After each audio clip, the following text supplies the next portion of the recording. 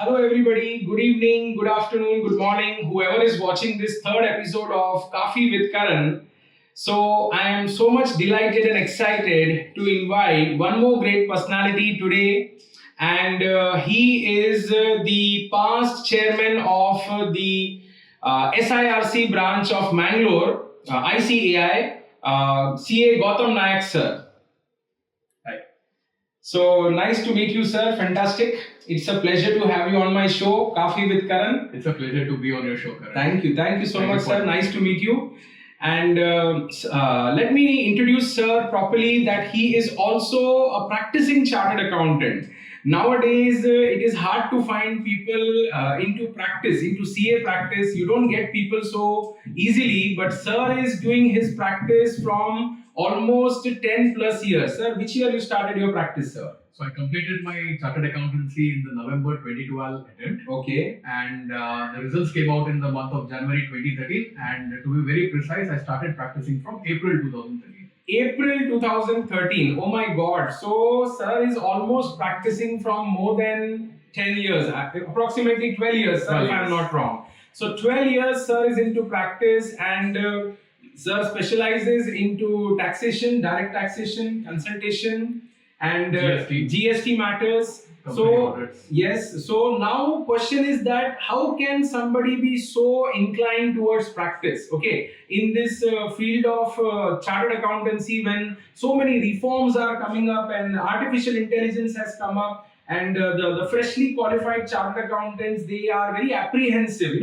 They don't see practice as a lucrative option. So today we will just figure out from sir that how he entered into practice, what made him enter into practice, and various other aspects. Okay, so let me start KAFI with Karan, third episode with CA Gautam Nayak, sir, and let's begin the show, sir. So today, this round of questions are already ready with me. I'll be posting the questions one by one, and let us see if sir can answer them. And I'm sure that these answers will be surely helping to those CA final students, particularly CA final students, and all the aspiring chartered accountants who are desirous of starting their practice, but they are finding it as a hurdlesome option because a lot of constraints are there, capital constraints are there, you need infrastructure, what not you need for a practice, and whether it is feasible to join industry in the era of artificial intelligence and so many changes taking place. So let us post our questions one by one and let us see if sir can answer them frankly. Okay, so let us begin. So sir, my very first question I'm posting to you, that after completing your CA, why did you think of starting your CA practice and what made you not to join the industry? Would you please throw on some lights on this? Definitely, Karan. So as I told you, I qualified more than 10 years ago, back in 2012. Okay. Back then the environment was a little bit different than how it is today. Absolutely. Maybe the advent of technology has happened. So many new doors have opened, newer avenues have come. All of this happened during the last decade. Yes. So just like any other final student you find today, I too had my dilemma after completing my CA. So I find the new generation students more focused. Right when they join the CA course, they have a clarity of mind. They know whether they want to go to practice or whether they want to go to employment, and most of them today prefer going for employment. Right. But with me, it was a different case. Even after completing my CA, I had not taken the decision. You can consider me to be, a very naive person back then. But there are about a couple of people, who played major role and who influenced me and brought me in the right direction. So first of all, my dad is a chartered accountant, and he's been practicing since 1988. So he had a pretty established practice when I completed my CA, and he was not very keen to have me with him. But the door was always open, and when I told him that I have a dilemma, he told his practice is definitely an option. Then my best friend, I have two best friends, one who qualified with me, he got an All India rank, so he qualified 6 months before me. So he joined one of the big fours, and he told me the kind of pressure he underwent over there and how the corporate world is, and since he knew my nature, he thought that I would be suitable for practice. He is the first person who told me to pursue or practice rather than the corporate world. Okay. And then my best friend, who's also a practicing chartered accountant, Okay. Prasanna Sharay, is practicing in Mangalore. Okay. He told that practice is a good area, and he also knows my nature and everything. He told, you have the entrepreneurial skill and everything, you should go for it. Okay. Over that, Karan, I come from a business family. Even though my dad is a chartered accountant, his brothers are in cycle business. Okay. And during my summer vacations, I used to go and assist my uncles in the cycle shop, and I was pretty successful, is what I can tell you. Super. I was able to sell the cycles. So business marketing is what I knew. Okay. Even before I completed my chartered accountancy, and being a CA practitioner, being into practice requires you to market, brand your image. Correct.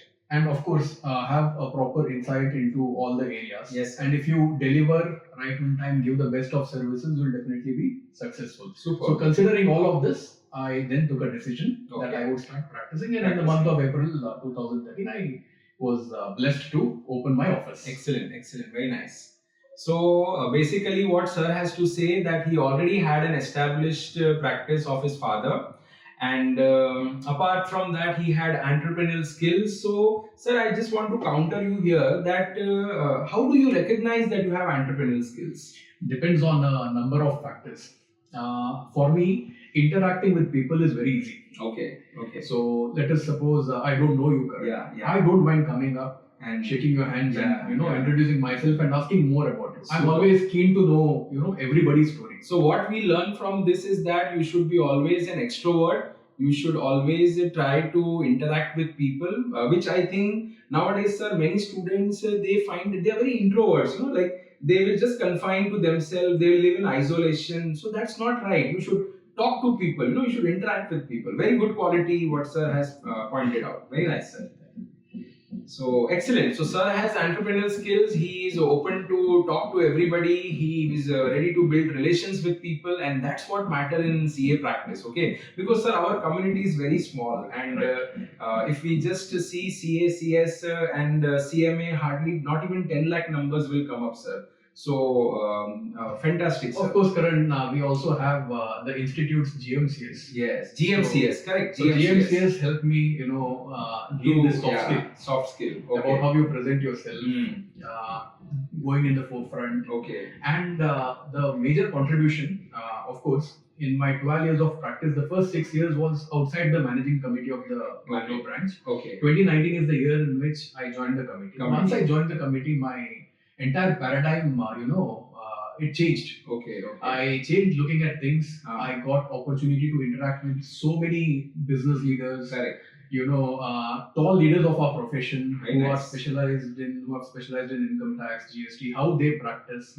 That's when I came to know. I got an insight into a number of things. Okay. And that actually brought in a kind of a metamorphosis within me. Very nice. So this is one more important milestone in my life that I would like to share with so the institutes, GMCS should be taken seriously. Work on it and attend the GMCS course and make sure that that can help you in building relations and communities. Very nice, sir. Super. Sir has fantastically answered the very first question, and I think the moral of the story is you should become a good entrepreneur. You should recognize that you have entrepreneurial skills. Very nice, sir.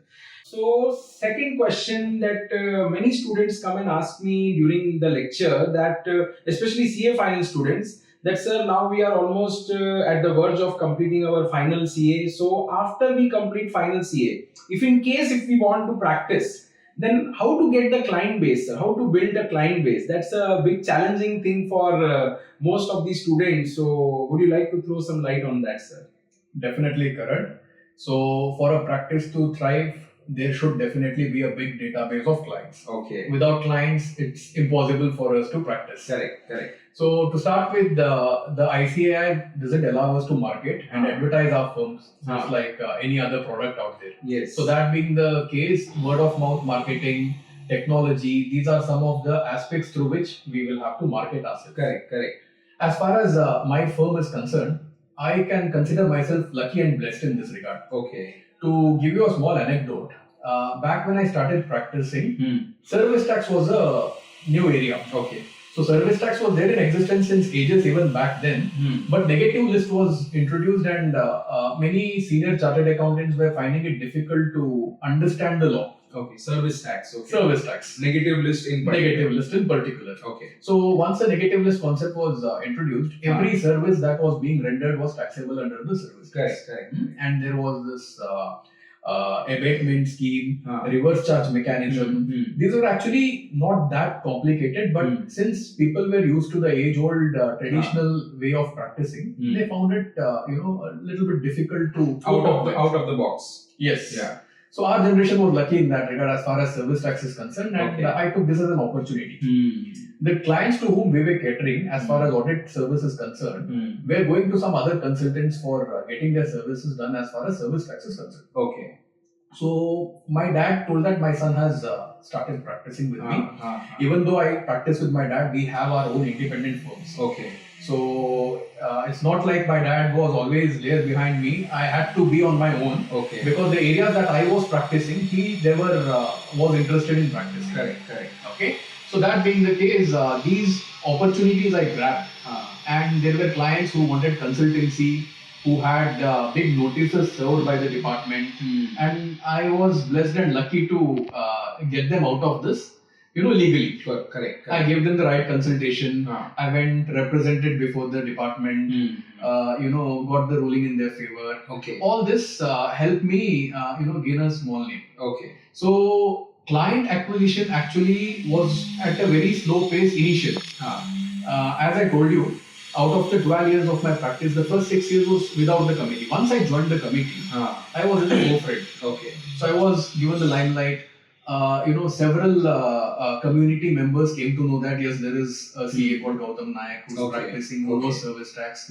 That's when the client acquisition became more and more frequent. Okay. So my advice is, wherever you get an opportunity to be in the forefront, take leadership. Niche area. I mean, not niche area. What I'm trying to tell you over here is, let us suppose there is a chamber of commerce. Correct. They invite you to lead a deliberation. Never say no. So you should go there. You should go there. Okay. You should go there. Talk to the people. That's when people come to know that there is so and so chartered accountant who has a great insight on a number of things. If we have to get his service, we have to go to him. Okay. So what sir is trying to say that you should always attend some social gatherings. Definitely. Okay. And gatherings where institute is organizing some concert, seminar, something like that, so that when you are getting used to meeting people and people are starting to know you, that is the real time where you can build up a client base. Of course, it's not just going and meeting people. We should, have a grip over the subject. Yeah. So if they counter a question to you, you should be knowing the answer. Precisely, you should be knowing the answer. So you should have all the skill sets to update yourself along with. Updation is very important. Okay. 100%. What sir means to say, you should be updated. Find out the new areas in your own syllabus, like how sir found out that there is a negative list, and in service tax, and then he took that as an opportunity. And that's how he, became successful in his field of practice. Karan, to tell you, the chartered accountants who are going to qualify in this year, next year, they have so many areas. Back then, for us, it was just the service tax in small areas. Correct. Now, you have firms in Mangalore who are catering and giving services to organizations in the US, UK, and the Western world. Technology has brought the world closer. Exactly. So there are so many avenues that people who are in their 40s and 50s are apprehensive about venturing into. So this is actually an opportunity. For the newly qualified CAs. Newly qualified CAs, please listen to what he's saying, that there is an opportunity. Technology is booming up, and you can find your international clients as well. Not only stick to domestic clients, but you can find your international clients as well. Definitely. Very nice, sir. Superb, sir.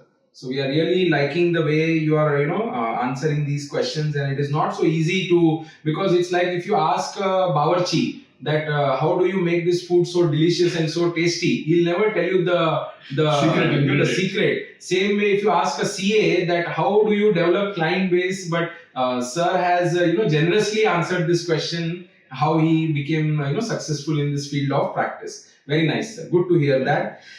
Sir, my next question is that we are living in the era of artificial intelligence.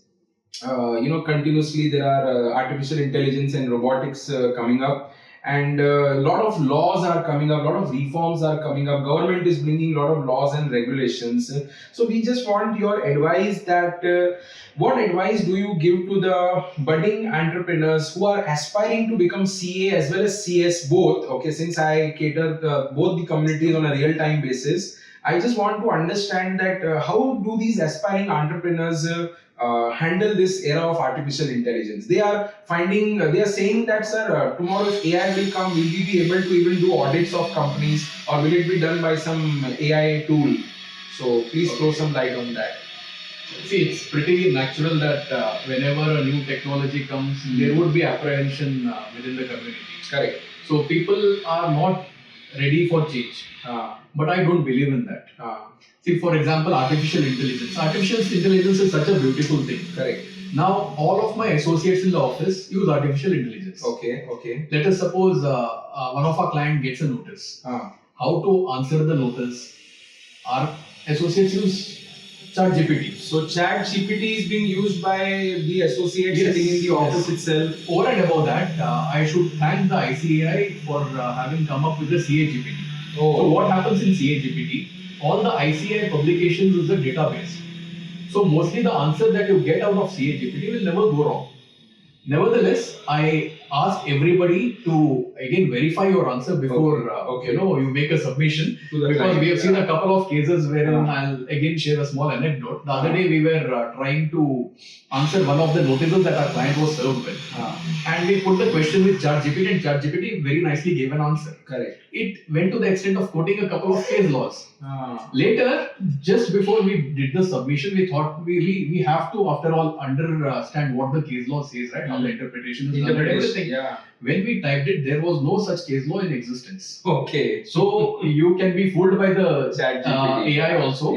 So this is actually a very good thing. Yeah. Because this shows that AI can never replace chartered accountants. Okay. So we have to embrace the technology, learn how to leverage them in our practice, and get the best out of it. And one more thing, I have to applaud the institute. The institute has come out with AI certification course. Okay. And our Mangalore branch, which is considered one of the most vibrant branches of India, already has conducted 4 certification course batches, and most of the CAs in Mangalore have already underwent the training.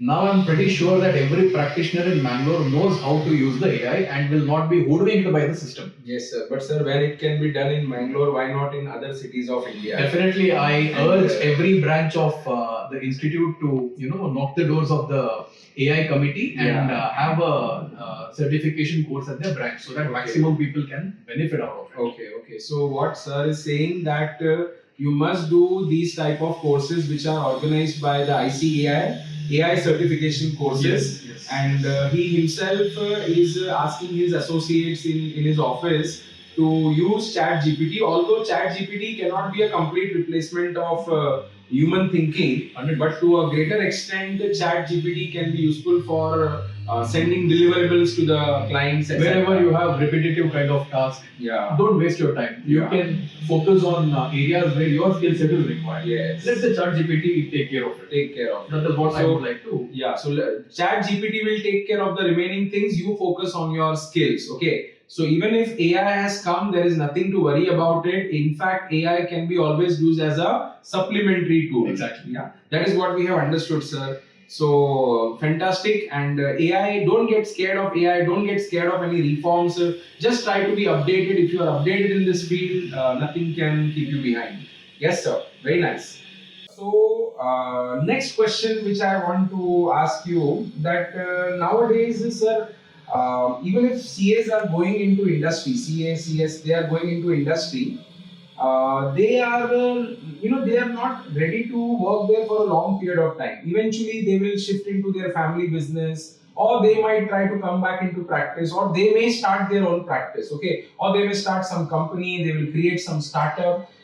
Because initially they feel that the practice is not a good option, and then they will join the industry, okay? But in industry, when they go, they realize that there is too much of corporate politics going on, too much of addictions going on. I have seen many, CAs who have qualified and then they get addicted to drinking, smoking, not because they like it, but because of the pressure created from the employer. Okay, So, what do you suggest on this? What are your views on this? And I just want to add one more thing. If you can just tell us that how much average practicing CA earns. Okay, so please answer both these questions, and everybody would be quite inquisitive to know about it. So, nobody discloses practicing CA salary. Everybody discloses how much a CA is earning in industry. So let's figure out from a practicing CA. Okay.